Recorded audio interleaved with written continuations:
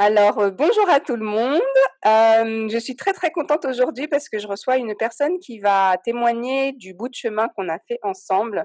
Donc voilà, c'est, une femme qui a fait l'accompagnement de coaching avec moi et qui a bien accepté de venir dire ce qu'elle en a pensé. Donc, bonjour Stéphanie.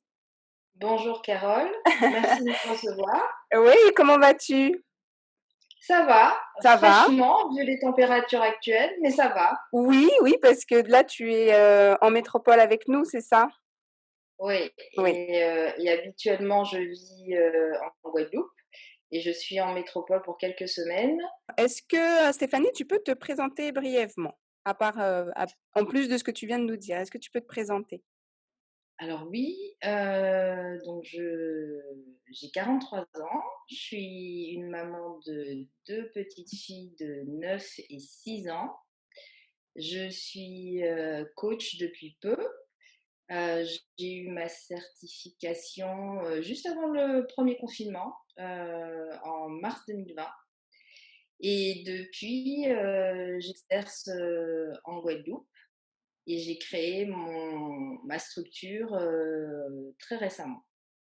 Oui, c'est ce que tu m'as appris il y a quelques semaines que ça y est, tu étais, immatriculée, donc bravo. Oui, Super.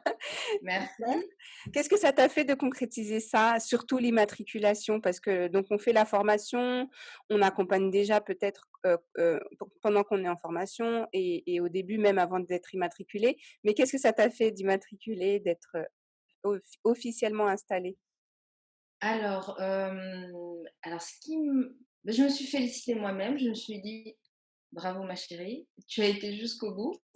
Bien que j'ai conscience que c'est la première étape d'une longue traversée, d'un long chemin, mais ça tend vers l'objectif que je souhaite atteindre, c'est-à-dire vivre pleinement de mon activité et être en accord avec ce que je veux faire Mmh. et les revenus que je souhaite engranger et en même temps aider les gens qui voudront bien faire appel à moi. Mmh. Qu'est-ce que ça a fait d'être immatriculée? Moi qui suis enfant de deux fonctionnaires, qui j'ai une grande famille du côté de ma mère, puisque ma mère est issue d'une famille de 12 enfants, Mmh. rien que du côté de ma mère. Et aussi bien du côté de ma mère que du côté de mon père, personne n'est entrepreneur. Tout le monde est soit salarié, soit fonctionnaire.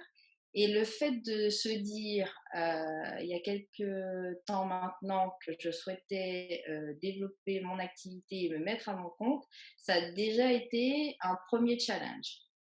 Et le fait de se dire, maintenant que tu l'as décidé, il faut le faire, ça a été un deuxième challenge. Donc le jour où j'ai été immatriculée, je me suis dit, tu es sur la bonne voie. Ouais, génial. Bah oui, ça se fait par étapes, chaque chose en son temps et il faut savourer chaque étape. Est-ce que tu peux me parler, ben, de la situation dans laquelle tu étais, juste avant l'accompagnement, quand on s'est rencontrés? Qu'est-ce que tu vivais à ce moment-là?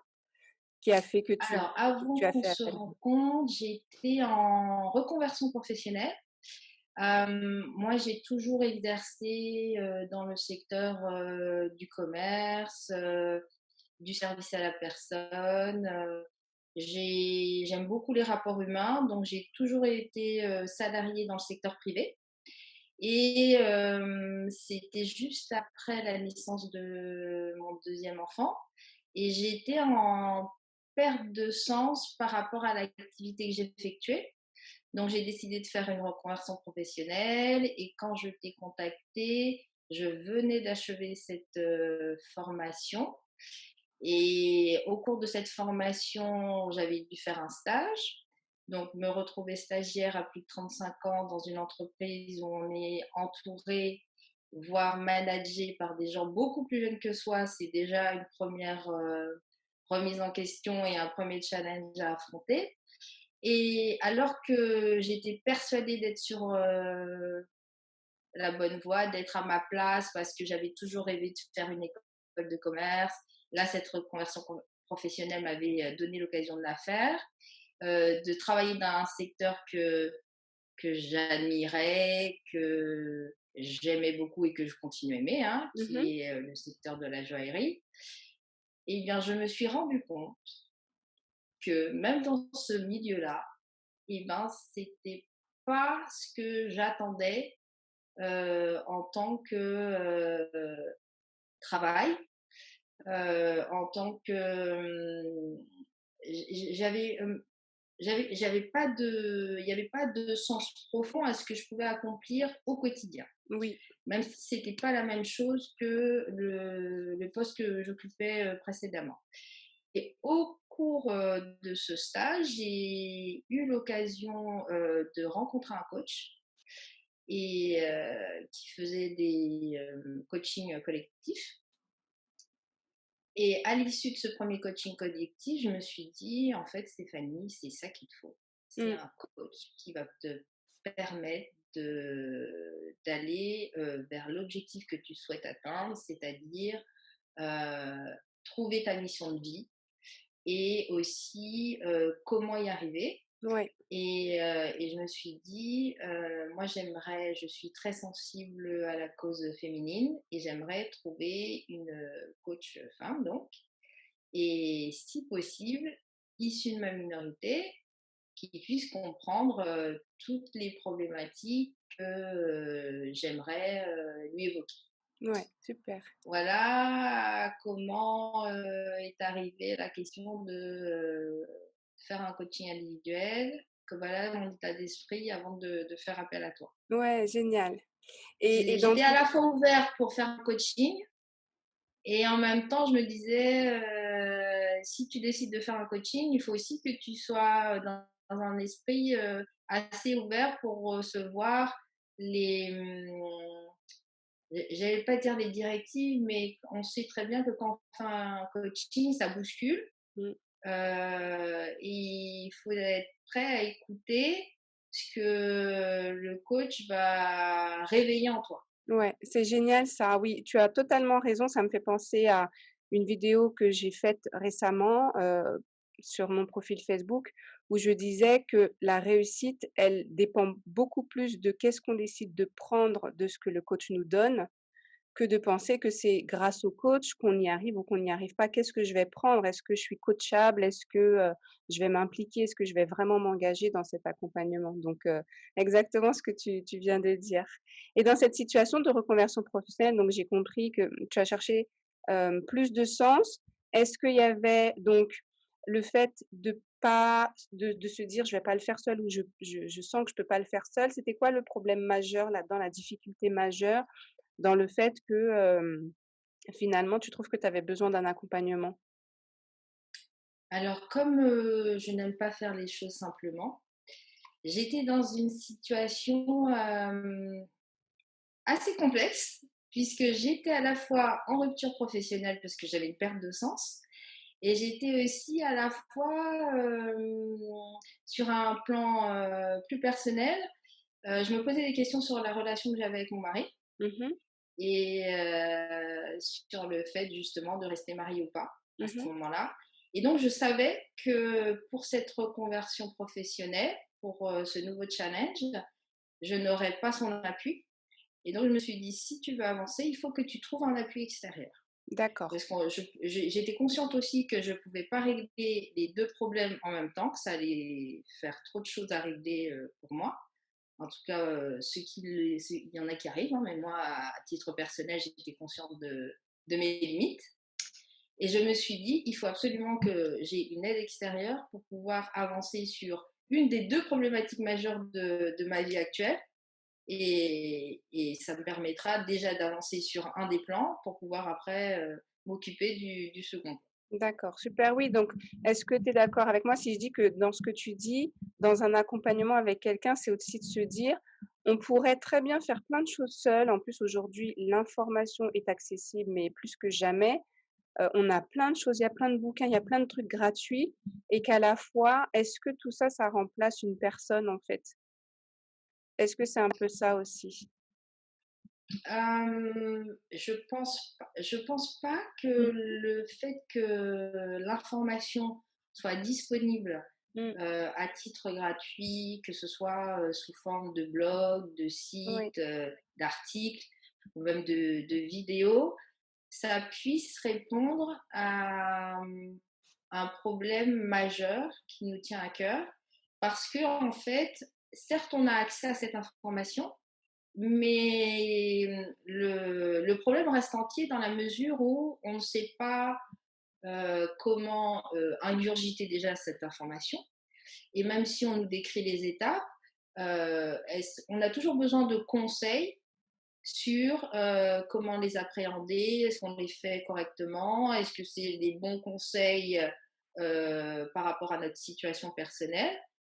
Et, et je pense que rien ne pourra remplacer l'échange qu'on oui, a avec un autre individu.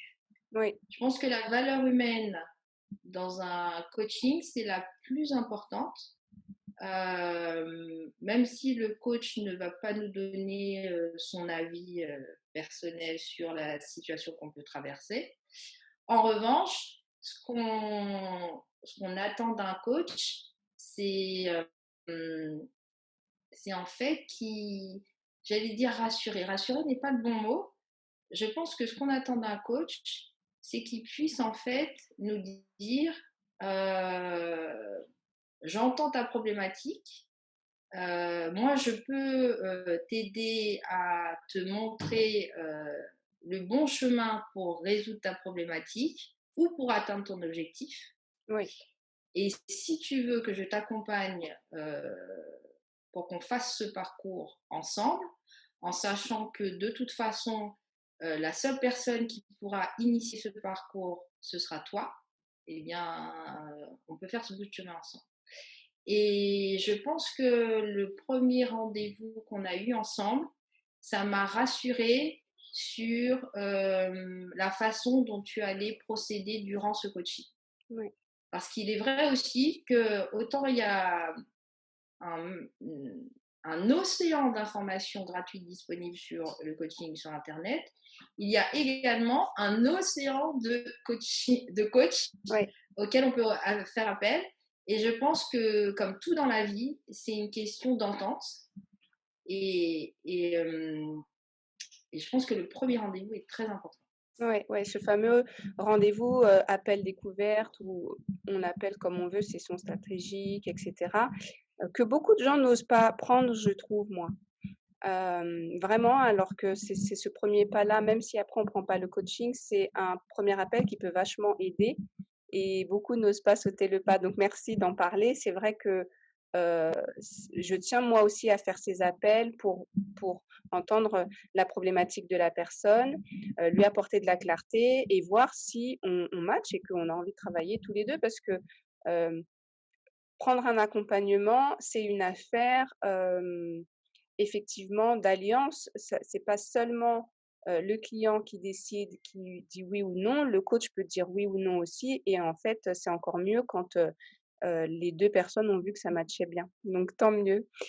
Hem, donc tout à l'heure, tu me disais à ce moment-là, quand on s'est rencontrés, il y avait cette problématique, pro et perso, et que, le fait de te dire: «Je pense que comme j'aurais pas le soutien de mon mari, je voudrais bien avoir un coaching, un accompagnement». Quel impact ça avait sur ta vie, à ce moment-là? Tu te sentais comment? C'est-à-dire le fait D'un point de vue d'avoir besoin émotionnel? d'aide. D'un point de vue émotionnel, de savoir que tu avais besoin, oui, de soutien et cetera et avant que tu me trouves, de te dire: «Bah, comment je vais faire?» parce que je sais que j'aurais pas le soutien de mon mari. Quel impact ça avait émotionnellement ou peut-être sur ta vie, ton humeur avec tes filles, je sais pas? Ou ouais, Alors, je suis quelqu'un qui ne démontre pas beaucoup ses émotions. l'émotion, d'accord. Et en parlant de faire appel à un coach, déjà, il Oui, faut savoir qu'au départ, je suis quelqu'un qui ne demande pas beaucoup d'aide. d'accord. J'ai beaucoup de mal, en fait, à demander de l'aide aux autres. En Mmh. général, c'est moi qui aide les autres, Oui, même avant de devenir coach, hein, j'ai toujours été comme ça.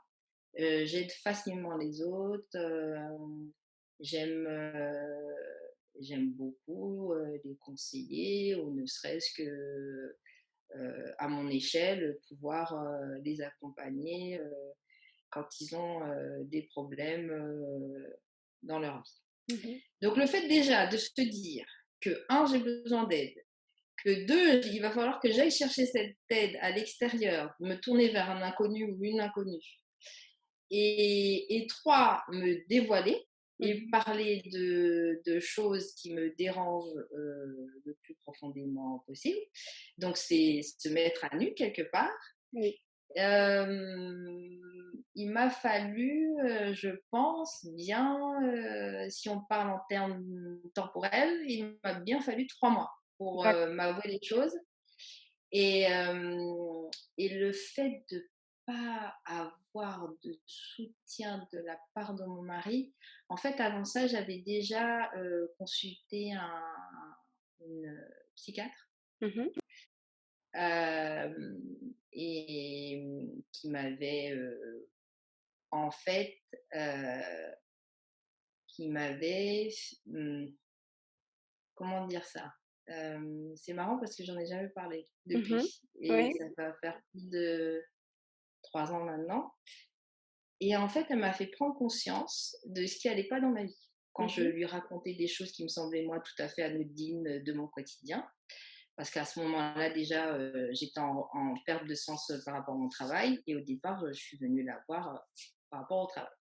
Et en fait, quand elle m'a interrogée sur mon travail et sur ma vie perso, elle m'a montré aussi que dans ma vie perso, c'était pas si rose que ça. Et que à ce moment-là, en fait, j'ai pris conscience que je n'allais pas avoir de soutien de mon entourage, que ce soit de mon mari ou même de ma mère, et qu'il fallait justement peut-être envisager le fait de demander aussi de l'aide de temps Des en aides, temps. oui, des aides extérieures, oui. Ouais. Et du coup, j'ai oublié ta question. Oui, non, c'est l'impact en fait, enfin, ce dont tu as envie de nous parler, impact ou Donc j'étais là, oui, émotionnel. par rapport à mes émotions. Donc j'étais ouverte à être accompagnée, mais du côté de l'émotion, je pense que j'en avais pas conscience en fait de ce que ça allait chambouler chez moi. Je pense que j'étais déjà suffisamment triste, si on peut mettre un mot sur la situation. J'étais triste, j'étais consciente que j'étais pas heureuse et que de toute façon, ça pouvait pas être pire, Mmh. et que la seule personne qui pouvait changer cette situation-là, c'était moi. En tout cas, Ouais, prendre la décision de ne pas rester dans cet état émotionnel de tristesse permanente, ou de ne pas pouvoir justement voir le verre à moitié plein. Et donc, c'est pour ça mmh, que j'ai fait appel à toi. ouais, et moi, je tiens à dire que alors que tu disais que, prévoir de parler de tes émotions, parler de choses, qui te touchent très profondément personnellement, ça allait être compliqué. Stéphanie, c'est l'une de mes clientes qui est allée le plus loin, je trouve, justement dans le fait de d'oser aller profond et de parler des choses qui te touchaient beaucoup et notamment, ce mariage effectivement. Heu, tu t'es dévoilée dans tes émotions, enfin voilà, donc en fait merci beaucoup. Maintenant je m'en rends compte encore plus que, tout ça c'était une très, très belle marque de confiance parce que tu as lâché. Tu voilà, tu peut-être aussi le climat de confiance, mais en tous les cas, la barrière, elle est tombée. Alors, c'est ce que j'allais te dire. Je pense que je me suis autant ouverte parce que tu as su créer un lien avec moi qui me mettait suffisamment en confiance. Et surtout, je pense que tu as été bienveillante par rapport à ce que j'ai pu te dire, et tu n'as jamais été dans le jugement. Oui. Je pense que j'aurais eu un coach qui me fasse des remarques ou qui soit beaucoup plus direct ou beaucoup plus abrupt par rapport à ce que j'aurais pu lui confier, Mmh. je me serais pas, autant ouverte peut-être. Oui. Et en plus de ça, même quand je me suis dévoilée, donc tu n'as jamais été dans le jugement et par rapport, à ce que tu pouvais me dire ou les questions que tu pouvais me renvoyer, sur ça, ça m'a permis, d'aller encore plus, profondément dans, ce que j'avais comme blocage et les émotions que ça renfermait Mmh. justement. Ah oui, ça c'est numéro un sur ma liste, de m'assurer moi d'être parce que je suis humaine, peut-être que je peux faire des erreurs, mais c'est numéro un sur ma liste de m'assurer d'être dans le non-jugement et de toutes les façons dans les coachings que je fais, quand je pose le cadre, je le dis. Après quand on dit quelque chose, il faut arriver à vraiment faire ce qu'on dit, mais c'est numéro un parce que bien évidemment les gens viennent nous dévoiler leurs peurs, leurs croyances, ils viennent, chez nous oser nous dire qu'ils avaient besoin d'aide, que ça va pas, qu'ils y arrivent pas tout seuls. Donc si on est dans le jugement, on a tout faux, on a tout faux dans le coaching, quoi. Merci beaucoup. Là, je vois que dans tout ce que tu as dit, il y a déjà beaucoup de questions auxquelles tu as déjà répondu que j'allais te poser. Donc, qu'est-ce qui a fait que tu es venu vers moi, que tu as pris l'accompagnement? Donc tout à l'heure, tu as dit notre premier entretien qui t'a inspiré confiance. Aussi, là, j'allais te demander, est-ce que tu as eu des peurs et des doutes et des blocages au début? Donc là, tu viens de dire la peur de te dire: «Ah ben, je vais me confier à quelqu'un d'extérieur, la personne, elle va peut-être me chambouler, je suis pas quelqu'un qui a l'habitude de montrer ses émotions». Est-ce qu'il y avait d'autres, peurs, des doutes, des croyances, des doutes sur l'accompagnement peut-être? Hem, Pas forcément parce qu'une fois ce premier rendez-vous fini, en fait, j'étais, à 99 rassurée Mmh mh. sur la personne qui allait m'accompagner. Je n'ai pas eu de doute parce que, même après ce premier entretien, tu m'as renvoyé un mail qui expliquait justement, ce qu'on avait dit, ce qu'on avait échangé sur, ce sur quoi on était tombé d'accord, la durée de l'accompagnement, les différentes étapes, enfin, en tout cas, le nombre de séances Mmh. qu'on allait devoir faire pour atteindre l'objectif que je t'avais annoncé. Donc cette structure, Oui, après ce premier rendez-vous, m'avait rassurée parce que je oui, suis quelqu'un, en fait, qui a besoin j'ai besoin de structure pour oui, avancer oui. et le fait que je tombe sur une coach qui soit assez formelle dans en tout cas dans le côté, administratif de la chose, je dirais, Oui. en m'annonçant qu'il y aurait tant de séances, que chaque séance va durer tant de temps, Mmh. que de toute façon, il y aurait peut-être aussi des exercices interséances. Ça, je ne m'attendais pas du tout. Je me suis dit, comment ça, des exercices interséances? C'est moi qui paye et en plus, on me fait travailler. Je ne comprends pas. Ah bah oui, hein, c'est le coach qui fait tout. Donc voilà, et tu avais également terminé ton mail en disant si tu as d'autres questions, je serai disponible, ne t'inquiète pas. Donc ça m'avait beaucoup rassurée. Je pense à quelque chose parce que tu m'as dit pourquoi avoir fait appel à toi. C'est parce qu'en fait, au départ, je m'étais abonnée à ton compte Instagram parce qu'à l'époque, tu avais un compte Instagram sur la lecture dédiée aux enfants. Oui. Et moi qui suis déjà une grande lectrice et qui, ça fait partie des valeurs que je souhaite inculquer à mes enfants. Et j'avais vu déjà les livres que tu recommandais et puis tes articles, donc je m'étais dit, a priori, ça devrait matcher. Ouais, génial. Oui, c'est tout là, tu t'es vraiment en train de parler de la confiance, qu'une potentielle future cliente, cherche, chez la personne qui va l'accompagner avant même parfois de faire le coup de fil et ça se comprend très Ouais. bien. Donc, toute la confiance qu'on peut inspirer, dans notre visibilité et merci beaucoup du coup, oui, que ça t'a rassurée. C'est vrai que tout ce dont tu parles là, le mail aujourd'hui, c'est plus quelque chose que je fais, je le fais à l'oral maintenant. Mmh. Voilà, je réponds aux questions de la personne, je lui explique comment va se passer l'accompagnement, les séances, que je donne toujours du travail interséance. Oui, parce que ça c'est très important pour moi et je sais pas si tous les coachs le font, mais de toutes les façons, la personne, elle a un contrat qui reprend tout ce qu'on dit, donc voilà. Et selon toi, qu'est-ce qui se serait passé si tu avais pas fait d'accompagnement? Bah, j'aurais mis encore plus de temps Mmh. à me décider et peut-être que je serais pas là où je suis actuellement, je pense, sûrement. Hem, je pense que j'aurais mis plus de temps à agir, que j'aurais peut-être, que par, confort et par aussi,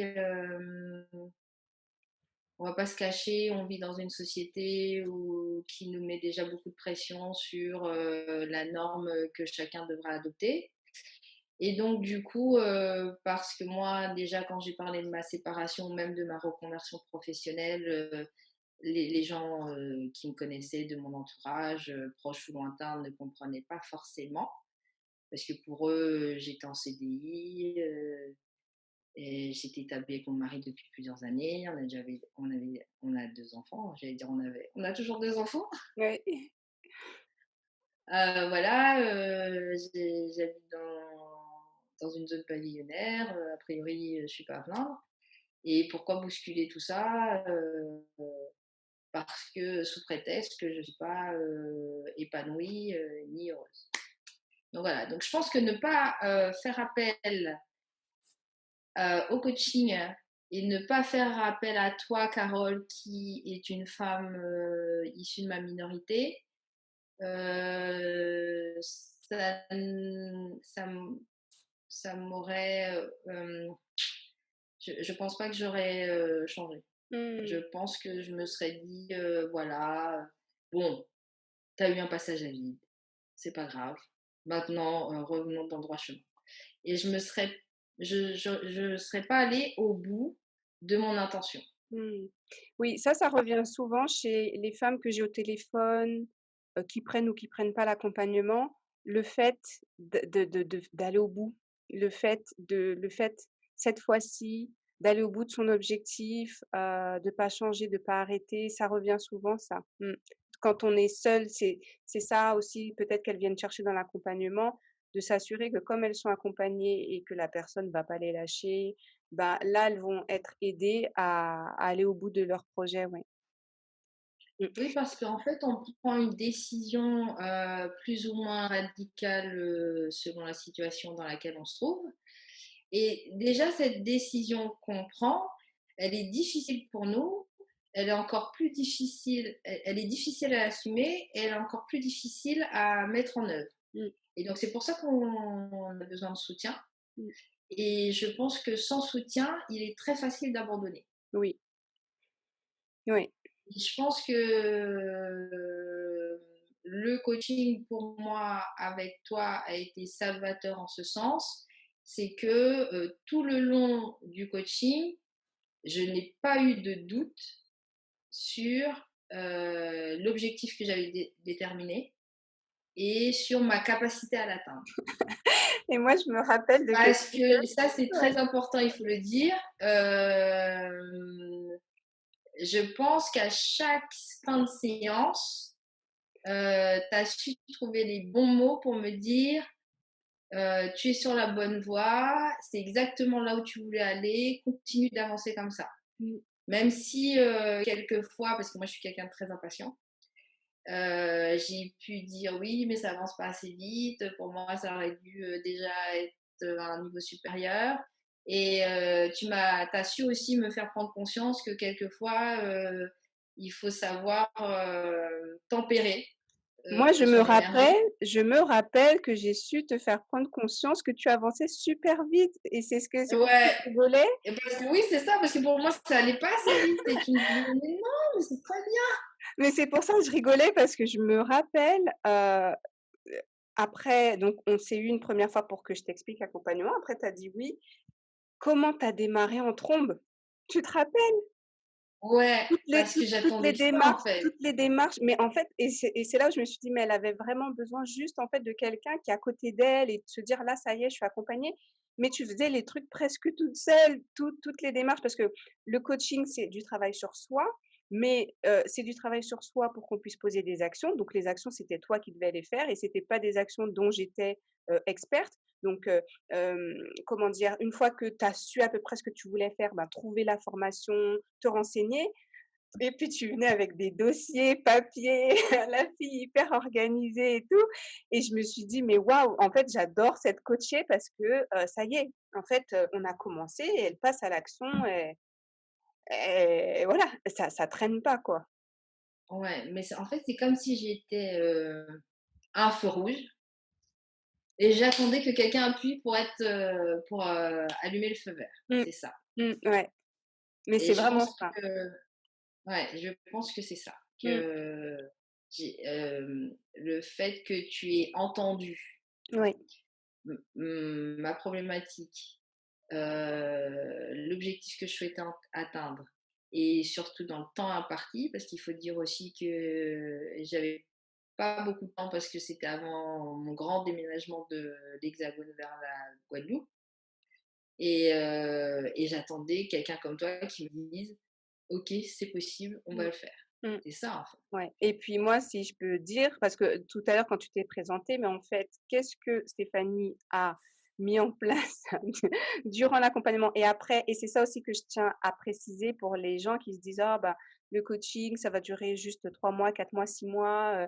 mais en fait, le coaching, c'est une impulsion et après, il se passe encore plein, plein de choses et puis après, une personne qui s'est fait accompagner, heu, prend peut-être aussi cette habitude de se dire: «Bah, en fait, l'accompagnement, c'est pas une fois, c'est toute la vie, j'ai des besoins qui vont changer» et après un accompagnement comme le mien, quelqu'un va prendre un autre accompagnement, un autre coach, une formation et va continuer à évoluer. Stéphanie, elle était en métropole, donc tu étais mariée, du coup, tu cherchais ta reconversion, ta voie mais Stéphanie, elle s'est formée. Elle est partie aux Antilles, elle s'est reconvertie, elle a ouvert son entreprise. Alors tout ça, pas pendant mon accompagnement. Nous, on s'est arrêté au fait que tu savais ce que tu voulais faire, tu avais trouvé la formation, tu savais que tu voulais partir aux Antilles et tu es partie aux Antilles, Oui. après notre dernier rendez-vous et du coup après donc faire ta formation, immatriculer. Mais du coup, je sais pas si tu te rends compte de tout ce que tu as mis en place, quoi? Non, parce que je suis, j'allais dire une éternelle insatisfaite. Non, c'est pas vrai. Il y a des fois où je me repose et je me dis: Mmh, «Tu bien fait ma fille, continue comme ça».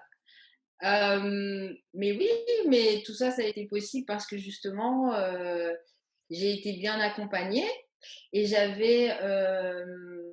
et en fait, en faisant ce coaching, ça m'a permis d'agir et oui, en agissant, ça m'a permis de prendre conscience que j'étais capable. Et que effectivement, en fait, le fait d'être accompagnée, pour moi, ça a été un booster. Ça a été un accélérateur dans ce que je voulais entreprendre.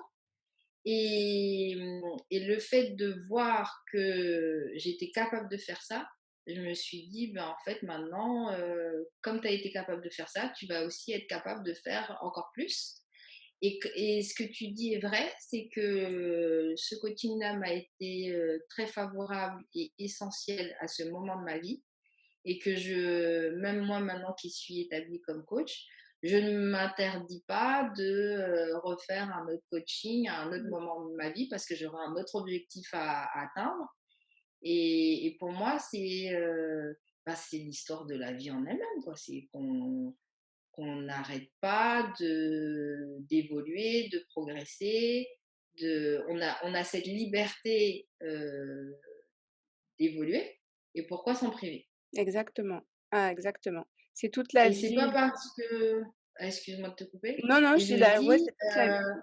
et des fois on a cette envie, mais on sait pas comment faire, et donc pourquoi se priver, d'être accompagné? Mmh, ouais, exactement et tu as mentionné ça 2 fois, donc peut-être que tu peux nous en parler.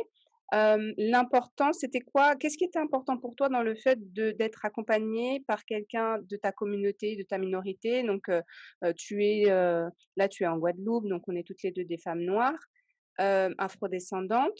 Ça aurait été quoi la différence? Qu'est-ce qui était important pour toi là-dedans? Tu puisses comprendre en fait, les rapports, la posture, j'allais dire, que nous oblige à voir la société dans laquelle on vit.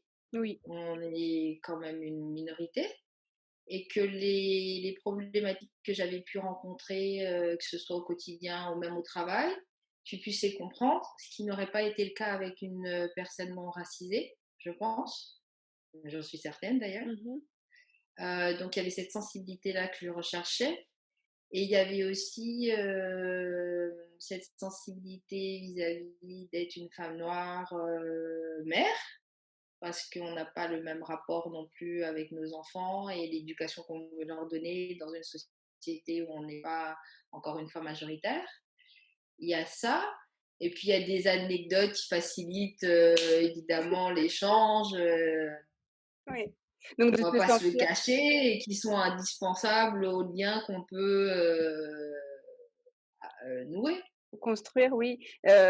Donc en fait, de te sentir comprise parce que j'imagine que parfois on peut aller voir quelqu'un qui n'est pas de notre communauté, qui n'est pas voilà, qui chez qui on ne s'identifie pas et il se pourrait que la personne comprenne, mais heu, entre le fait qu'elle comprenne et qu'on se sente comprise, il y a aussi une différence en fait. C'est que la personne, elle peut très bien comprendre et ne rien nous renvoyer, mais comment nous, on va se sentir dans cet accompagnement? Comment, heu, on va se sentir accueilli, accepté dans qui on est, dans ce qu'on va dire et oui et parfois la peur du jugement, c'est ça aussi, c'est que la personne ne va rien nous dire alors parce qu'en plus ce serait très malvenu de la part d'un accompagnant, un coach, un psy, quelque chose, que la personne fasse des remarques, jugeantes.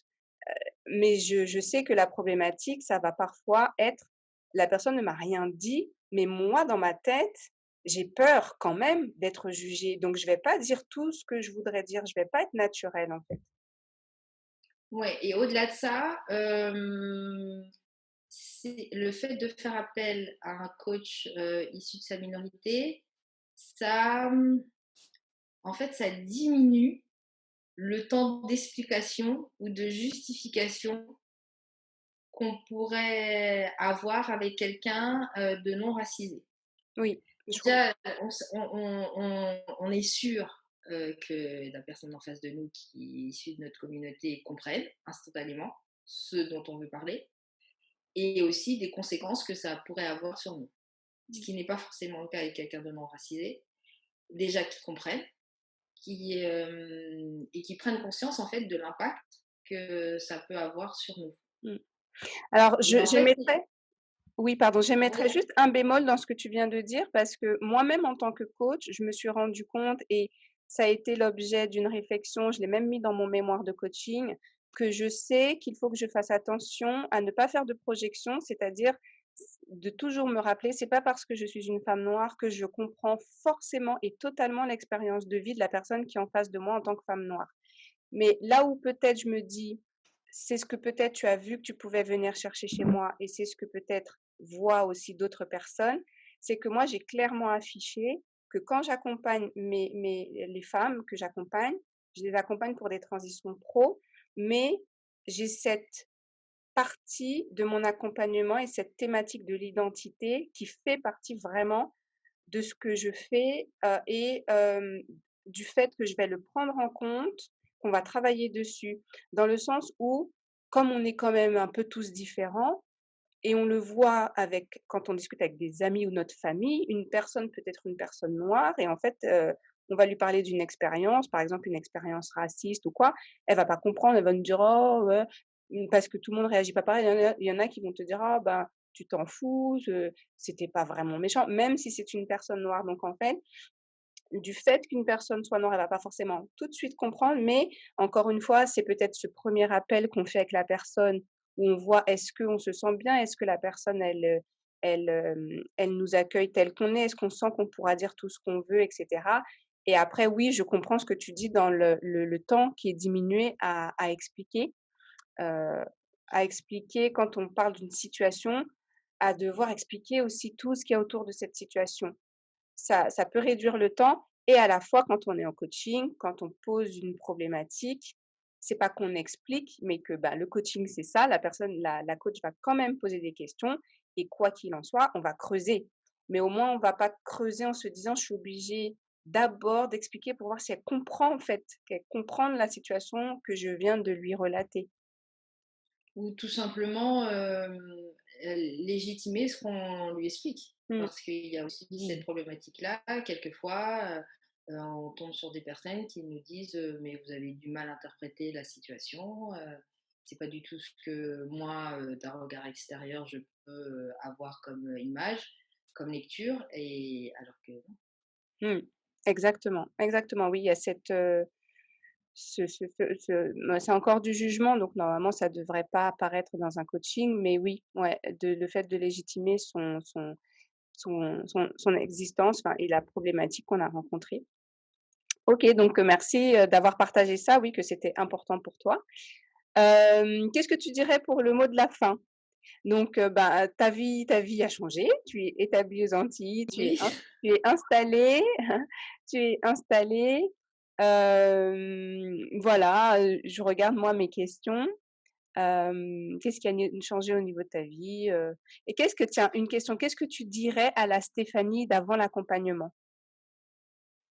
Ah, alors, ben, qu'est-ce qui a changé? En fait, c'est pas qu'est-ce qui a changé, la vraie question, c'est qu'est-ce qui n'a pas changé? Ouais. Heu, par rapport à avant le coaching. Et qu'est-ce que je dirais à la Stéphanie d'avant le coaching? Mmh. Mais ça concerne quoi? C'est, Tout ce que tu veux, qu'est-ce que tu lui dirais par rapport à qui tu es devenue, à ce que tu as accompli et cette femme avant le coaching, mais même avant qu'elle m'appelle, donc tu disais tout à l'heure, il y avait de la tristesse, ah! il y a plein de choses, qu'est-ce que tu Alors lui dirais? alors je lui dirais de toujours écouter son instinct. Mmh. Cette petite voix intérieure qu'on a souvent tendance à minimiser, de toujours l'écouter parce qu'elle en général en tout cas en ce qui me concerne, elle m'a toujours mise, sur le j'allais dire sur le droit chemin. En tout cas, elle m'a toujours mise dans les situations, où je devais être pour pouvoir progresser et je dirais à la Stéphanie d'avant d'écouter justement, son instinct et surtout de se faire confiance. Mmh. Ouais.